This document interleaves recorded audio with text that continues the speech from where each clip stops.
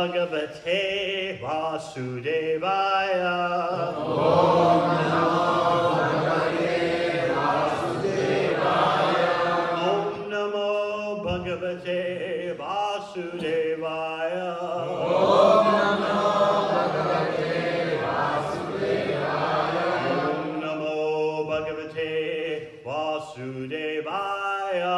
Om Namo Bhagavate Vasudevaya. For this special weekend, we are reading from Srimad Bhagavatam, 9th Canto, Chapter 4. There's several verses, but we'll just chant the first one. These are verses 18 to 20. The famous verse about Maharaj Ambarish's devotional service.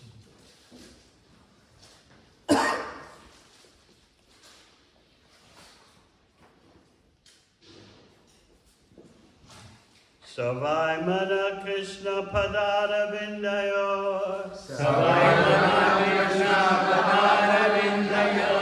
Vacham Shiva Kukta Gunanuvarnane.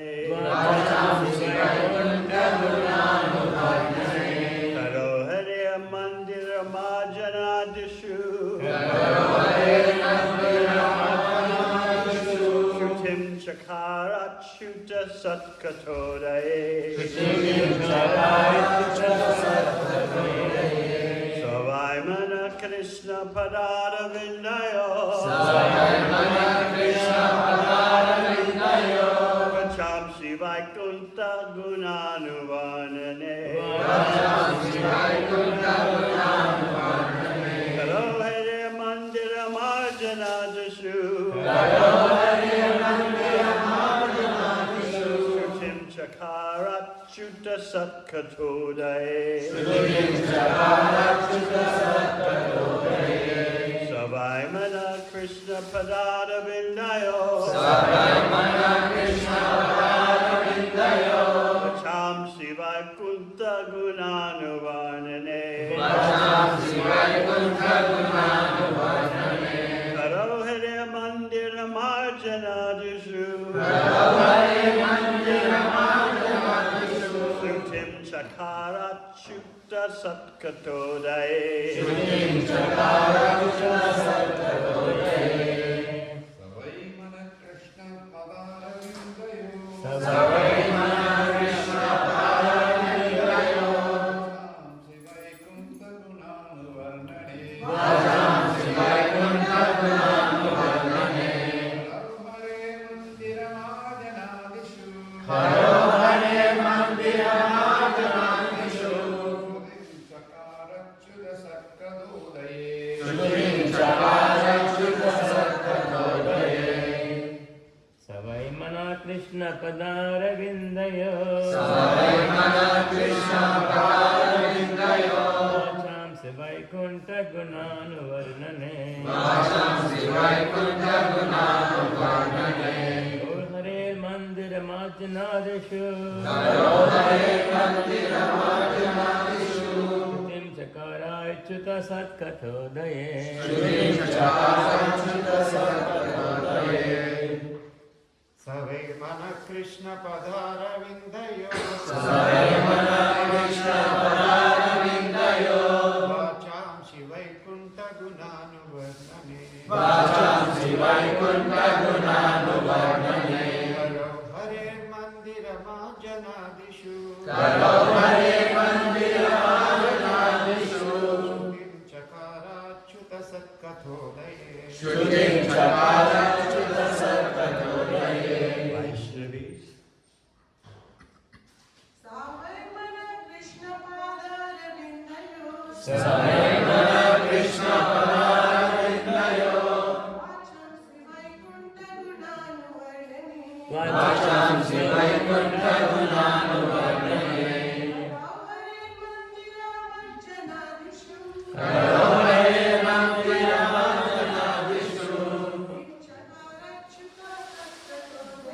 Shrutim Chakarat Shuta Satkatodaye. Sa. He. Maharaja Ambarisha. Vai, indeed. Mana, his mind. Krishna pada aravindayo. Fixed upon the two lotus feet of Lord Krishna. Vachamsi, his words. Vaikuntha guna anuvarnane. Describing the glories of Krishna. Karao, his two hands. Hare mandira marjana adishu. In activities like cleansing the temple of Hari, the Supreme Personality of Godhead. Shrutim, his ear. Chakara, engaged. Achyuta, of or about Krishna who never falls down. Satkata Udaye. In hearing the transcendental narrations. Mukunda Linga Alaya Darshane. In seeing the deity and temples and holy dhams of Mukunda. Drishal, his two eyes. Tat Britya, of the servants of Krishna. Gatra Sparshe, in touching the bodies. Anga Sangamam, contact of his body. Granam cha, and his sense of smell. Tatpada, of his lotus feet. Saroja, of the lotus flower. Sorabhe, in smelling the fragrance. Srimad Tulasya, of the tulasi leaves. Rasanam, his tongue. Tat arpite, in the prasad offered to the Lord. Padao, his two legs. Hare, of the personality of Godhead. Chaitra, holy places, like the temple or Vrindavan and Dwarka. Pada anusarpane, walking to those places. Shira, the head. Rishikesha, of Krishna, the master of the senses. Pada abhivandane, in offering obeisances to the lotus feet. Kamam cha, and his desires. Dasye, in being engaged as a servant. Na, not. Tu, indeed. Kama kamyaya, with a desire for sense gratification. Yata, as. Uttama shloka jana ashraya. If one takes shelter of a devotee, such as Prahlada, Rati, attachment. Translation. Maharaja Ambarisha always engaged his mind in meditating upon the lotus feet of Krishna. His words in describing the glories of the Lord. His hands in cleansing the Lord's temple. And his ears in hearing the words spoken by Krishna or about Krishna. He engaged his eyes in seeing the deity of Krishna,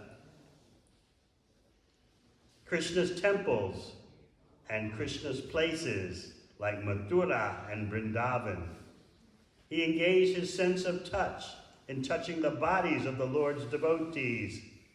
He engaged his sense of smell in smelling the fragrance of tulasi offered to the Lord. And he engaged his tongue in tasting the Lord's prasada. He engaged his legs in walking to the holy places and temples of the Lord. his head in bowing down before the Lord, and all his desires in serving the Lord 24 hours a day.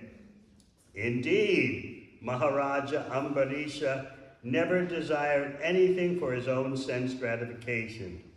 He engaged all his senses in devotional service in various engagements related to the Lord. This is the way to increase attachment for the Lord and be completely free from all material desires. Purport by Srila Prabhupada.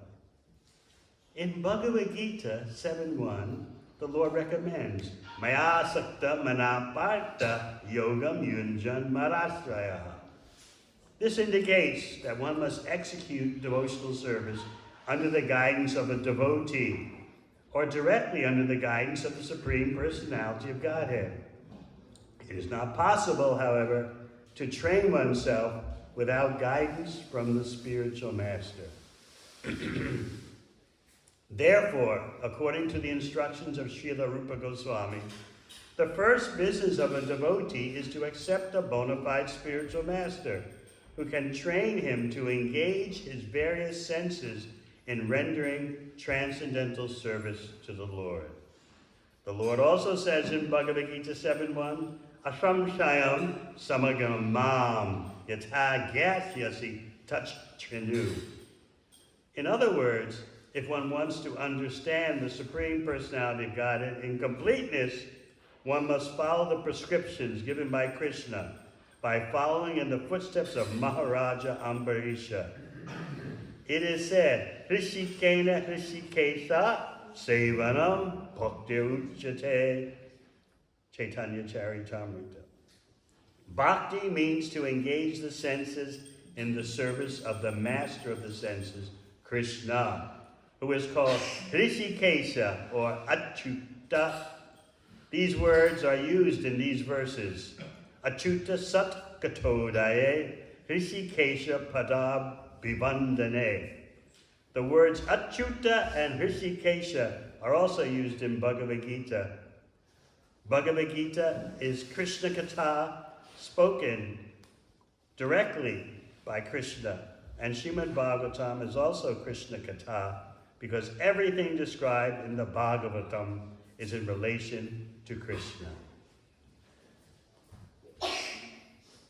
Om Agana Timirandasya Gyananjana Shalakaya Chakshurmilitam Yena Tasmai Shri Gurave Namaha. Jai Shri Krishna Chaitanya Prabhu Nityananda Shri Advaita Gadadhara Shivasati Gaur Bhakta Hare Krishna, Krishna Krishna, Hare Hare, Hare Rama, Rama Rama, Hare Hare.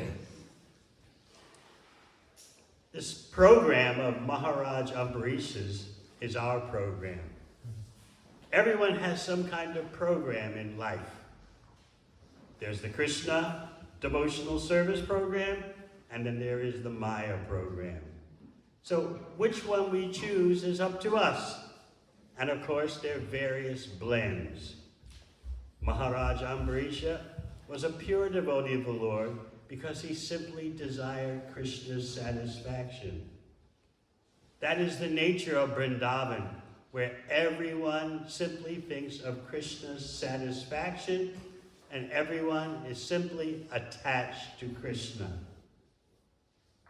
Srila Prabhupada actually said, you can make Vrindavan anywhere if you have that consciousness prevailing, that the 100% focus is upon Krishna's comfort, and that all attachment is 100% for Krishna. If you do that, he said, you have Vrindavan, never mind the place, the home, the nationality. Ambarish is demonstrating how to attain prema. This is what the acharyas tell us. This is what Srila Prabhupada tells us in their commentary on this verse. Step by step, how to achieve pure love of Krishna. That is our program. We're resisting the program of the illusory energy, which dictates you are the body, engage your senses in pleasing your illusory concept of the self. And so you see people identifying with their body, fighting with one another, and in this way, there's never any peace. You might think, and sometimes it's said by political thinkers, that since ethnic identity, since nationalism is so prevalent and it seems impossible to do away with, no matter how much talk there is about one world, brotherhood, universal humanity, no matter how much talk there is about that, still the fighting goes on year after year between this nationality, this ethnic group, that ethnic group, this material religion, that material religion. So political thinkers are actually discussing that since this is the way it is, that people are nationalistic and ethnic, let's figure out a way how they can be that, how they can be the body, and there'll be peace. It'll never happen. As long as you think you're the body, you're at least in Rajaguna, the mode of passion. What to speak of Tamaguna, the mode of ignorance. So there must be conflict. There must be delusion. There cannot be peace by taking shelter of bodily designation, upadi. So as we were briefly explaining yesterday, the problem is such. There is no process for clearing the heart of all these contaminations, all these upadis. And therefore, how can you expect peace, satisfaction, harmony? Impossible. The bhakti program at least brings you, at the very least, brings you to sattva-guna. Of course, the real purpose of bhakti is beyond the three modes of material nature. But at least there is sattva-guna. Without material mode of goodness, how can there be peace? So this delusion that by taking shelter of the body, we'll work things out. It's madness. And that passionate pursuit of bodily gratification, individually or collectively in the form of economic development. I love the way Srila Prabhupada once explained that economic development is lust on an organized scale.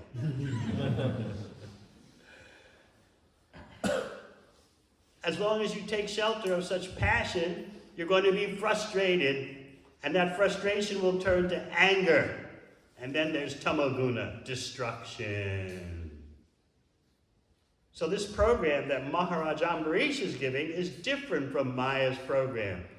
This program that Maharaj Ambarish is giving is the temple program. The temple is not just a place for religious belief. The temple is a place for engaging your senses in the service of the master of the senses. The temple gives full opportunity for all your senses, all your resources, everything about life to be connected to Krishna. Pranaya artaya diya bacha, Bhagavatam says. You can give your whole life to this program of Maharaj Ambarisha. You can give your wealth. Prana artaya diya. You can give your intelligence. How do you give your intelligence? By always making plans how to increase the service to Krishna. Prana artaya diya vacha. You give your words by glorifying Krishna, glorifying Krishna's devotees. So we should study and be very conscious of what Maharaj Ambarisha has demonstrated by his example. It's the ISKCON program. Now you might say, well, Maharaja Ambarisha was a very special person. That's true, but Sri Chaitanya Mahaprabhu, Sri Nityananda Prabhu are giving everyone a chance to follow in the footsteps of these very special persons, and in that way get the same destination.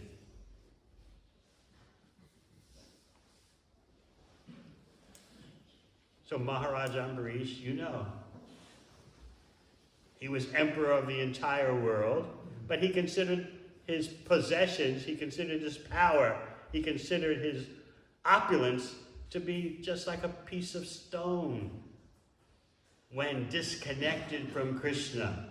He's demonstrating yukta vairagya, using everything in Krishna's service. So all his opulence, all his wealth was spiritual economics. The money was there, the opulence was there, but 100% connected to Krishna. But when considered separate from Krishna, Maharaj Ambarish said, this is all just like what you see in a dream. And you may dream at night of riches and wealth surrounding you. But when you wake up in the morning, it's all gone. So similarly, Maharaj Ambarish considered, from the material point of view, he said, all my power, all my opulence is like something you see in a dream. Here today, gone tomorrow. So Durvasa Muni, you know the history, the famous history. Durvasa Muni, the great mystic, not so devotional at various points in his history, but the great mystic, he came on Dwadasi to see Maharaj Ambarish. And then, this is in Vrindavan, by the way, and Durvasa Muni goes to take bath, and Ambarish is worried. It's time to break the Ekadasi Vrat. We have to follow the Dwadasi rituals.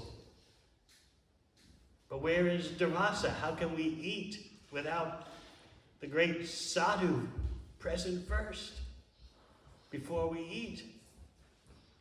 And the time for ending the Dwadasi procedure was rapidly approaching. So Maharaj Ambarish did what every smart leader does. He's a Rajarshi, he's a combination of a sadhu and a ruler, but still, he consults the brahmanas. And what did the brahmanas tell him? Yeah, it's getting close to that time. You want to follow that Ekadasi Vrat, Dwadasi Vrat, you got to do something. So Ambarish said, well, what to do? He said, drink some water. Drinking water is not breaking the fast. And in that way, drinking water is not breaking the procedures. And in that way, you'll actually honor the Dwadasi Vrat.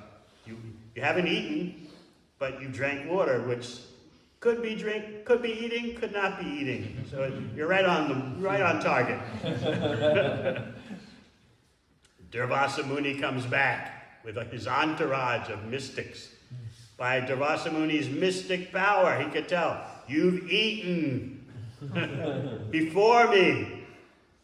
And Durvasa Muni, who's famous for his anger, flew into a rage so extremely that he pulled out one of his hairs and created a fiery demon to kill Maharaj Ambarish. How could Durvasa Muni do such a thing?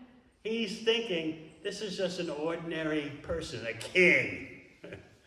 Remember Lord Chaitanya, when constantly petitioned by his associates to allow darshan for Maharaj Prataparudra, and Mahaprabhu kept refusing. A king?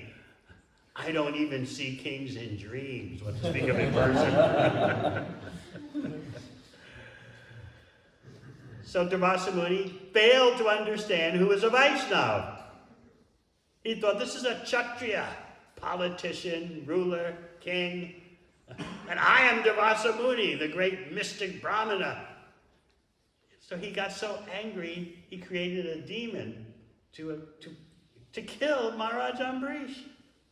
And of course, at that point, the Sudarshan Chakra of the Supreme Personality of Godhead appeared.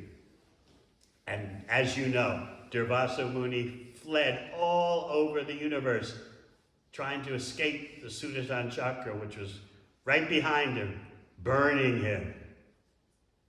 Durvasa Muni even entered Vaikuntha. Now you may wonder, how is that possible? He's not a pure devotee, at least at that point. How does he get into Vaikuntha and get to see Lord Narayan? Vishwanath Chakravarti Thakur explains a very interesting point. There are always these details. Sometimes devotees get too caught up in the fine print and they lose sight of the overall main points, but we'll have a go. Vishwanath Chakravarti Thakur says that sometimes demons, sometimes impersonalists, or various exotic personalities can enter Vaikuntha temporarily. The example he gives is of a king who, for the sake of entertaining his royal court, the members of his royal entourage, has exotic animals come into the palace, or exotic persons come into the palace, and everyone is entertained by their presence, then the king sends them away.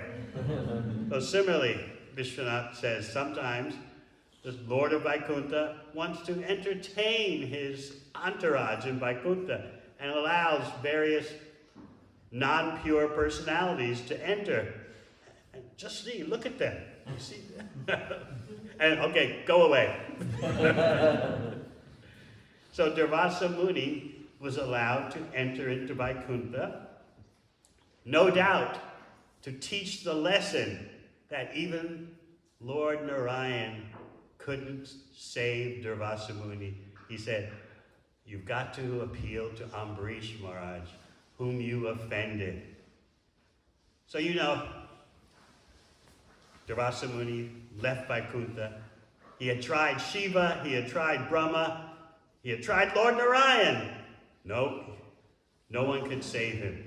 He had to go back to Ambarish Maharaj, who he had tried to kill, and beg for Ambarish Maharaj's mercy.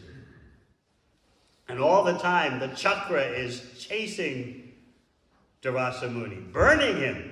This is a painful situation, threatening at any moment to totally incinerate him. So Durvasa Muni falls at the feet of Ambarish Maharaj. And what this whole process of running around the universe trying to escape the Sudarshan chakra took 1 year of earth time. 1 year. And what is Ambarish Maharaj doing all this time? He hadn't eaten. He's just staying in one place, waiting. I can't eat before the sadhu, Durvasa Muni. The sadhu, the one who tried to kill him? He maintained himself by drinking water. Again, under the advice of the rishis, the sages. So he's just standing basically in the same spot for 1 year, maintaining himself by drinking water, waiting for Durvasa Muni to come and take lunch.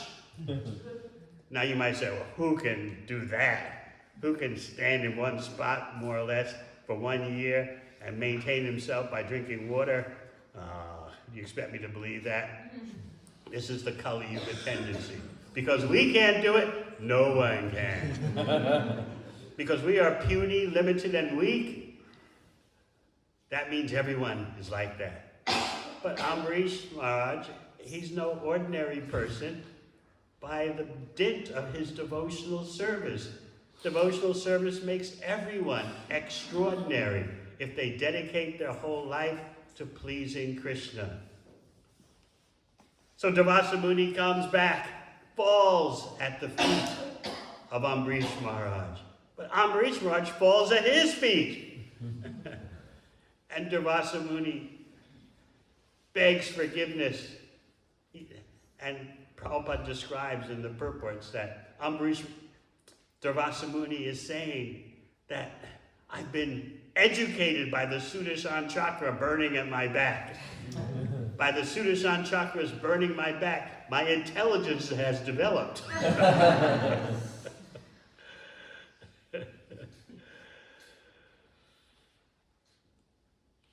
So Ambarish Maharaj starts to recite prayers to the Sudarshan chakra. And he concludes his prayers by saying, if my family has given charity sufficiently, if we have done all the Vedic rituals properly, if we have followed our occupational duties correctly, then please take that into account, Sudarshan Chakra. Don't kill him. Still, the Sudarshan Chakra continued to burn Durvasa Muni. So Ambarish Maharaj then upped the ante.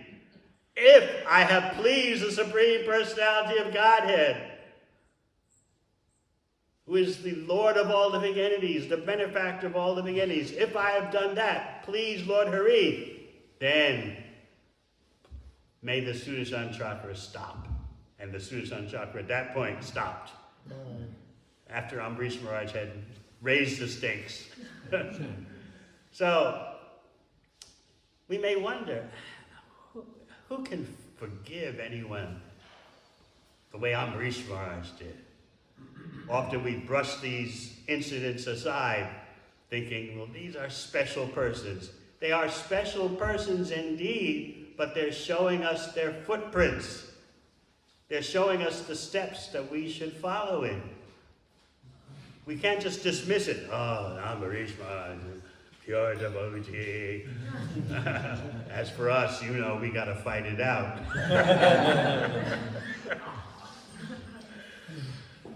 Let me explain one astonishing section of the 9th canto. This is also 9th canto, Ambarish Maharaj, but later in the 9th canto. There's a section describing forgiveness in a dialogue between Jamadagni and Lord Parashuram. Keshavadrita Brigupati Rupa Rupa Jai Jagadisha Hare. There, in several verses, and then a wonderful purport by Srila Prabhupada. In several verses, it's pointed, Jamadagni is saying, look, he's talking to Parashuram, we Brahmanas are worshipped because we're worshipped by the people in general because of our ability to forgive.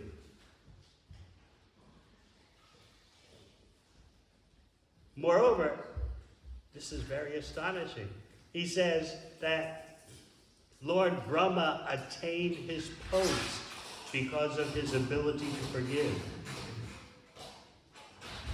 You hear many different reasons how to become Lord Brahma. 100 lifetimes of perfect execution of Varnashram Dharma, the most pious person in the universe, and if there's no such person qualified to become Brahma, the Supreme Personality of Godhead takes up the post. But in the 9th canto of Bhagavatam, we find out that Brahma attained his post because of the qualification he had of forgiveness. Furthermore, the Bhagavatam says that it's the duty of a Brahmana to cultivate forgiveness. And that quality of forgiveness illuminates the Brahmana like the sun gives off sunshine. The duty of a Brahmana is to cultivate forgiveness. And in that way, the Supreme Personality of Godhead is pleased. In that way, the Brahmana becomes beautiful. And this is where Prabhupada gives us a very helpful and wonderful purport. He writes, quoting Chanaka Pandit, that different personalities, different types become beautiful in different ways. First example given is the cuckoo bird, very dark, but becomes beautiful by the melodious sound it makes. An ugly person becomes beautiful by the possession of knowledge. This is Chanaka Pandit, as quoted by Prabhupada. A woman becomes beautiful by faithfulness to the husband. But then, what about the Varnas? The beauty is different for different Varnas. For a Brahmana, beauty is the capacity to forgive. The more the Brahmana forgives, the more beautiful the Brahmana is. The Kshatriya is beautiful by heroism, yuddhe chapyapalayam, never turning the back in battle. That's beauty for a Kshatriya. For a Vaishya, beauty is in instituting cultural performances and taking care of cows. And for Sudras, they become beautiful by faithfully following the other occupational orders. So let's remember, if we want to be real brahmanas, if we are brahmanas now, or at least have second initiation, or if we aspire to be brahmanas, or at least follow in the footsteps of brahmanas, we must forgive. And that is not easy. But that is the beauty of a brahmana, and that's what pleases the Supreme Personality of Godhead. I was speaking about this at New Govardhan a few days ago, and then someone asked the question, well, what if we're not brahmanas? Then we don't have to forgive.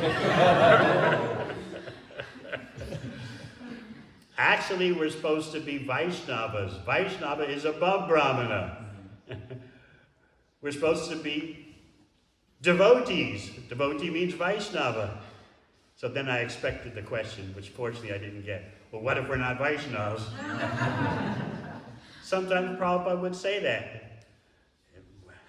If they're all Vaishnavas, how come they keep falling down?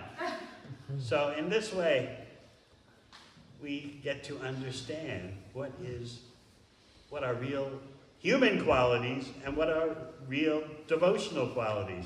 So Amrish Maharaj is demonstrating the full program of something for all parts of your body, something for all your senses. That's what the temple is offering.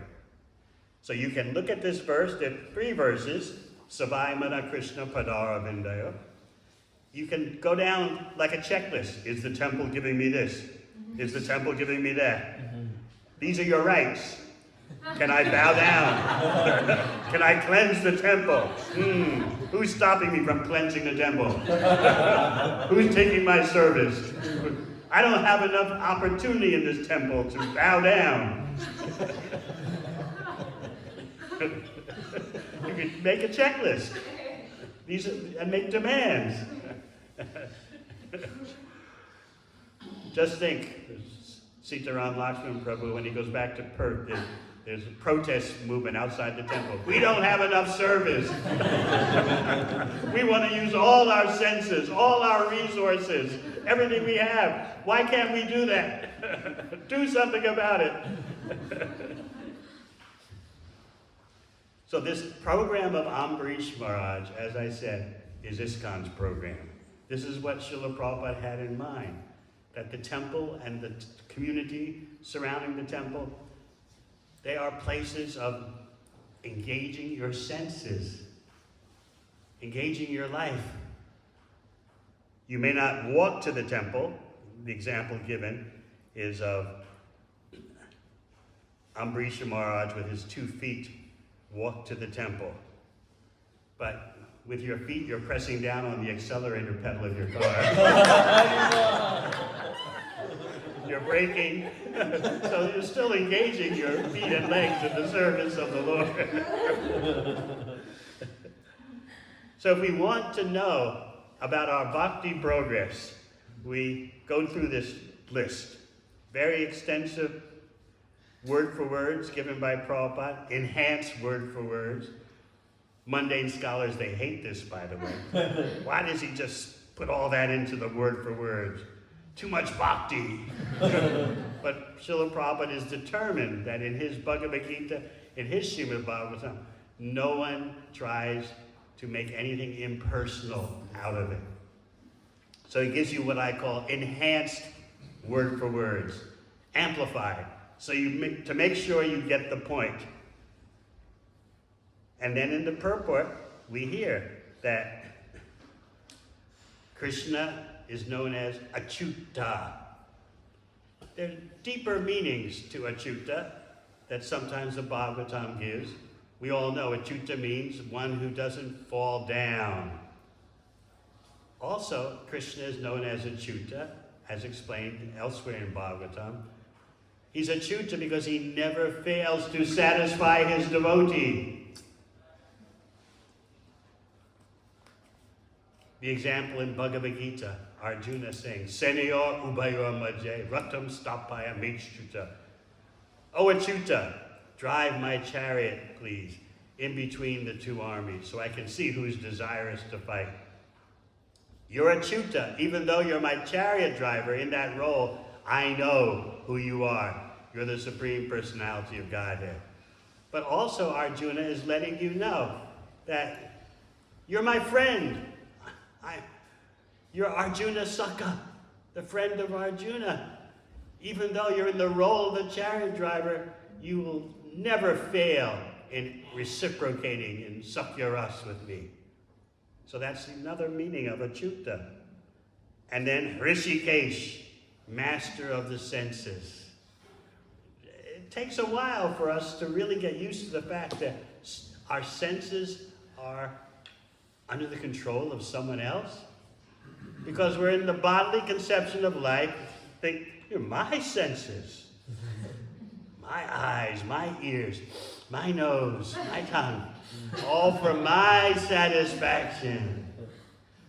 But then we remember that Rishikesh, Krishna is the Lord of our senses, and our senses belong to him and are meant for engaging in his service. That's sanity. The more you think your senses belong to you, the more insane you become under the spell of the illusory energy. So Maharaj Ambarish's program is for developing praying, how to develop pure love of Krishna. And therefore, importantly, his desires were simply for Krishna's pleasure. So remember the definition of Vrindavan, anywhere. Just like when Prabhupada was in Melbourne.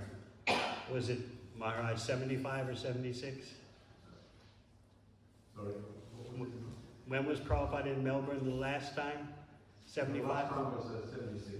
Yes, so he made that famous statement. If you're always thinking how to act for Krishna's pleasure, how to do what Krishna can enjoy, then this temple is not Melbourne. It's Vaikuntha, and all the devotees roared. You were there? And then he said, after he said, this is Vaikuntha, he said, this is Vrindavan.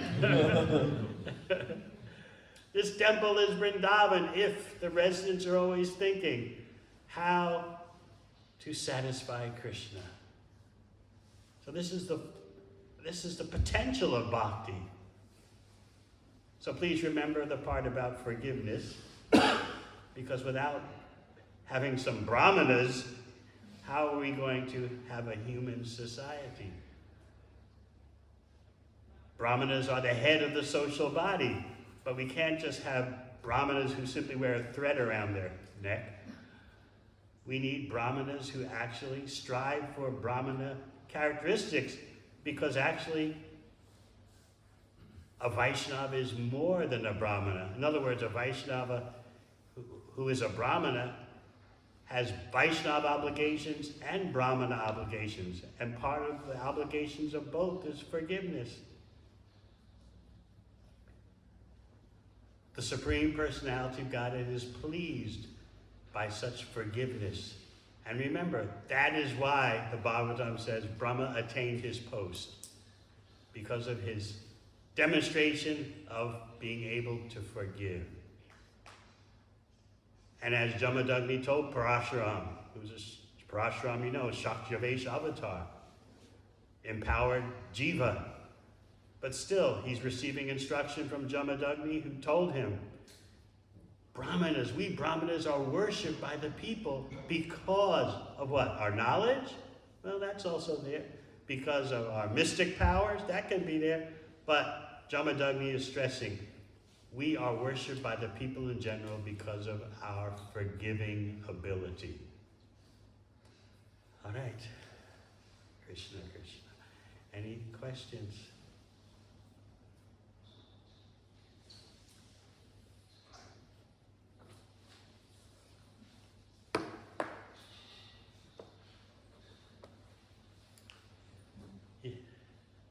Yes. Hi Krishna Maharaj, please accept humble obeisances. Maharaj, you mentioned that a temple is a place one can engage their senses to perform devotional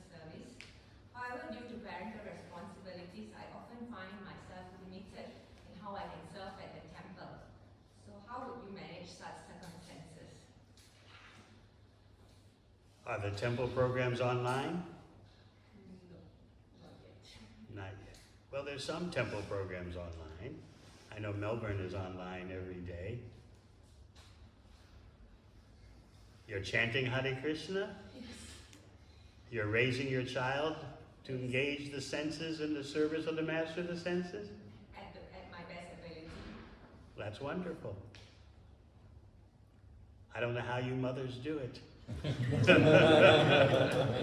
was not my destiny to find out.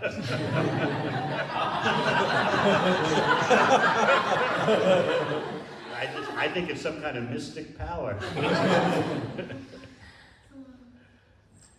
I remember Prabhupada saying once in the USA, he was saying, unless our grihastas have children, how will saintly persons appear in this world? Will they drop from the sky?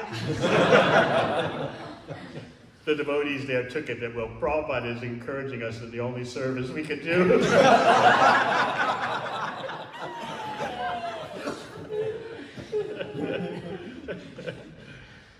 Anything else?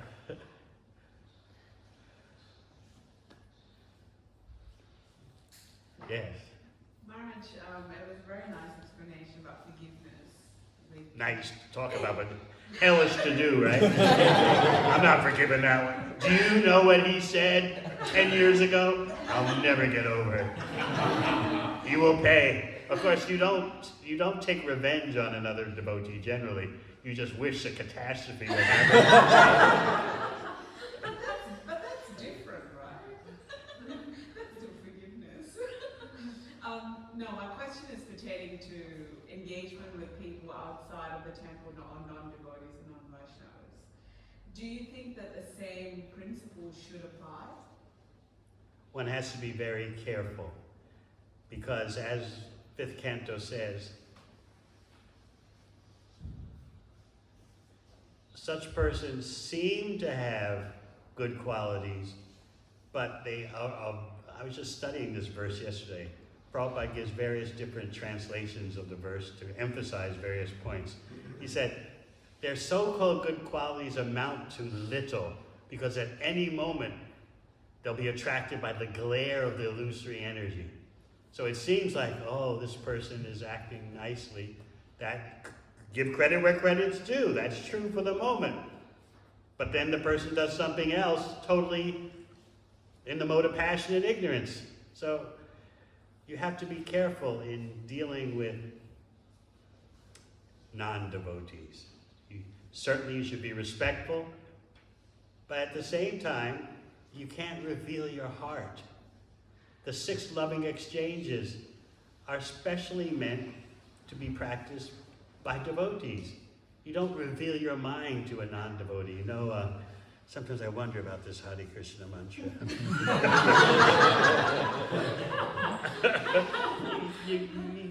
you can't do that because their mindset is situated completely in the illusory energy. Whereas here we are, trying to get out of the illusory energy. So we're different. We just have to face the facts. If you're a fully practicing devotee, you are a different species. And naturally, as we explained yesterday in the question and answer session, you have to be concerned about maintaining your purity.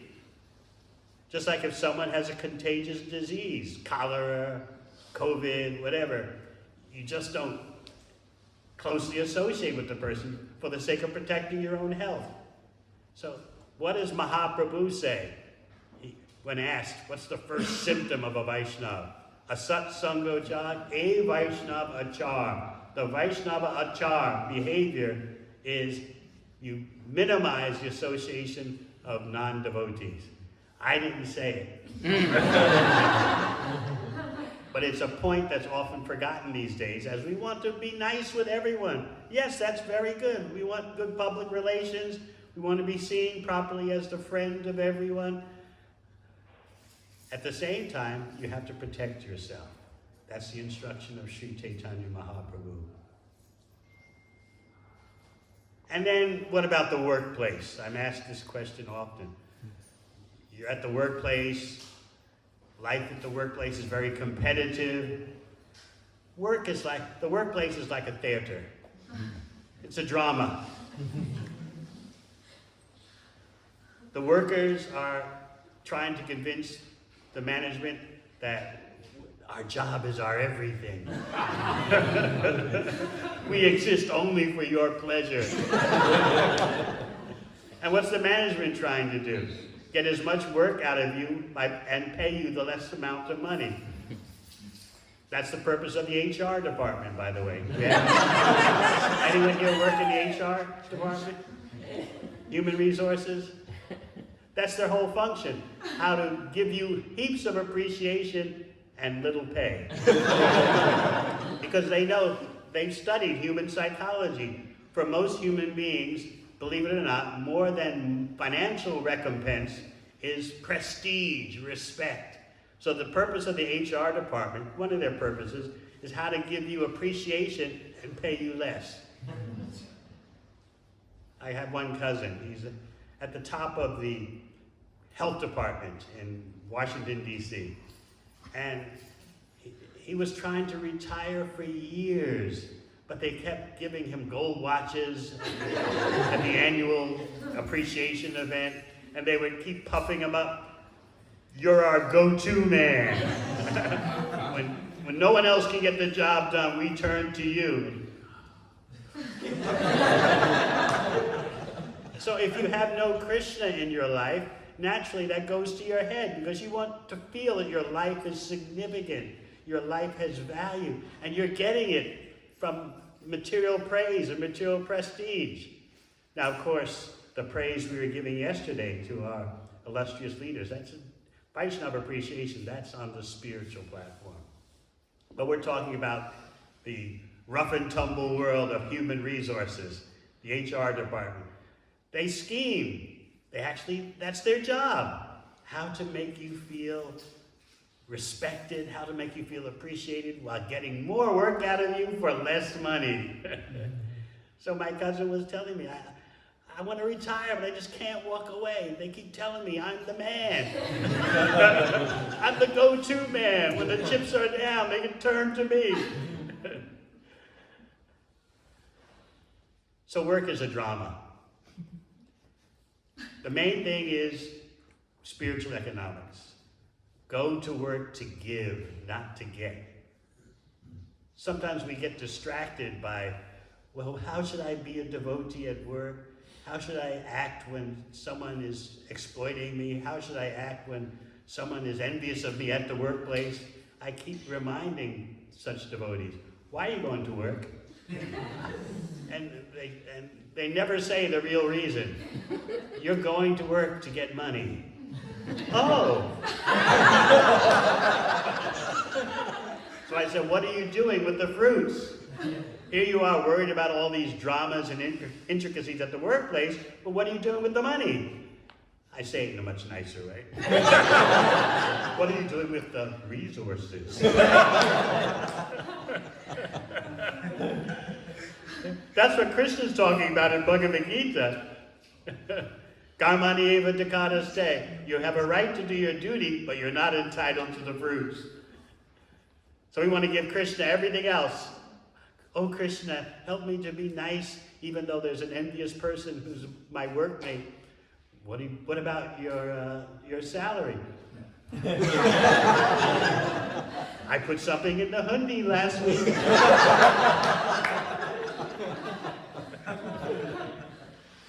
So spiritual economics means go to work to give yourself a bhakti lifestyle, give it to your family, and give it to as much of the world as your resources allow. That's Maharaj Ambarish's program. Whereas material economics means I'm going to work to get for me. Oh, when I think of all the things I'm going to buy for me, oh, I'm so happy just thinking about that. That's material economics. And you're totally being exploited by doing that. So we want spiritual economics. That's Maharaj Ambarish's program. Thank you very much. Hare Krishna.